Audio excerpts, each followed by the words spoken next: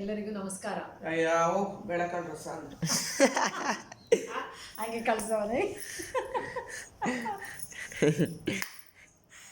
ಎಲ್ಲರಿಗೂ ಮತ್ತೊಂದು ಸಾರಿ ನಮಸ್ಕಾರ. ಇದು ಬೇಳೆಕಾಳು ರಸ ಅಲ್ಲ, ಇಂದು ನಡೆದ ಘಟನೆಗಳು, ಕಡಲೆಕಾಳು ಗೊಜ್ಜು, ನಿಜ ಘಟನೆಗಳು. ಸೊ ಇವಾಗ ನಮ್ಮದು ದರ್ಶನ ಎಲ್ಲ ಮುಗೀತು, ಎಲ್ಲ ಊಟ ಮುಗೀತು, ಒಂದು ರೌಂಡ್ ನಿದ್ದೆ ಮುಗೀತು. 11:15ಗೆ ಟ್ರೈನ್ ಇದೆ.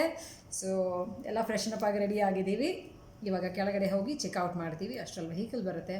ಅಲ್ಲಿಂದ ಟ್ರೈನ್ ರೈಲ್ವೆ ಸ್ಟೇಷನ್ಗೆ ಹೋಗಿ, ಫ್ಲೈಟ್ ಅಲ್ಲ, ರೈಲ್ವೆ ಸ್ಟೇಷನ್ಗೆ ಹೋಗಿ ರೈಲ್ವೆ ಸ್ಟೇಷನ್ ಚೆಕ್-ಇನ್ ಮಾಡಿ ಎಲ್ಲ ಬೆಡ್ಶೀಟು ದಿಂಬು ಎಲ್ಲ ರೆಡಿ ಮಾಡಿದ್ದೀವಿ. ಆರಾಮಾಗಿ ಪಾಡಿಸ್ತೀವಿ.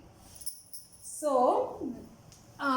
ಆದರೆ ರೈಲ್ವೆ ಸ್ಟೇಷನ್ ಹೋದ್ಮೇಲೆ ಒಂದು ಅಪ್ಡೇಟ್ ಕೊಡ್ತೀವಿ. ಇಲ್ಲಾಂದರೆ ಯಾರೂ ಬೇಜಾರು ಮಾಡ್ಕೋಬೇಡಿ. ನೆಮ್ಮದಿಯಾಗಿ ಮಲಗಿ ಚೆನ್ನಾಗಿ ನಿದ್ರೆ ಮಾಡಿ, ಸುಖ ನಿದ್ರೆ ಮಾಡಿ, ಒಳ್ಳೆ ಕನಸು ಕಾಣಿ.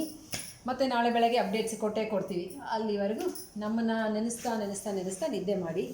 ಇವರು ನಮ್ಮಮ್ಮ ಏನೂ ಮಾತಾಡೋಲ್ಲ. ಬೇಳೆಕಾಳು ರಸ ಅಂತ, ರಸ ತಿಂದಿಲ್ಲ ಅವರು, ಅದಕ್ಕೆ ಬೇಳೆಕಾಳು ರಸ ಅಂತಾರೆ. ರಸಮು ಬೇಳೆಕಾಳಲ್ಲೆಲ್ಲ ಮಾಡೋದು, ಟೊಮ್ಯಾಟೊ ಮತ್ತು ಟ್ಯಾಮರಿನ್ ಹುಣಸೆಹಣ್ಣು ಗೊಜ್ಜಲ್ಲಿ ಮಾಡೋದು. ಅದರಿಂದ ಇವರು ನೆನೆಸ್ಕೊಳ್ಳಿ. ನಿದ್ದೆನಲ್ಲಿ ನೀವು ರಸಮನ್ನು ನೆನೆಸ್ಕೊಳ್ಳಿ. ಇಲ್ಲಿ ಸ್ವಲ್ಪ ಮಳೆ ಸ್ಟಾರ್ಟ್ ಆಗಿದೆ, ಹನಿ ಬೀಳ್ತಾ ಇದೆ, ಚಳಿ ಸ್ಟಾರ್ಟ್ ಆಗಿದೆ. ಇವಾಗ ನಮ್ಮದು ಸ್ಲೀಪರ್ ಕೋಚ್ ಇದೆ.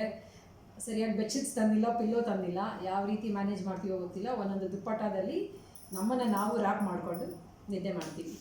All right, okay, bye, good night, sleep well.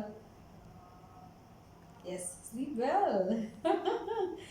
Bye. ಹೋಗಲೇ 2-3 ಅಂತ ತೋರಿಸ್ತಾರೆ.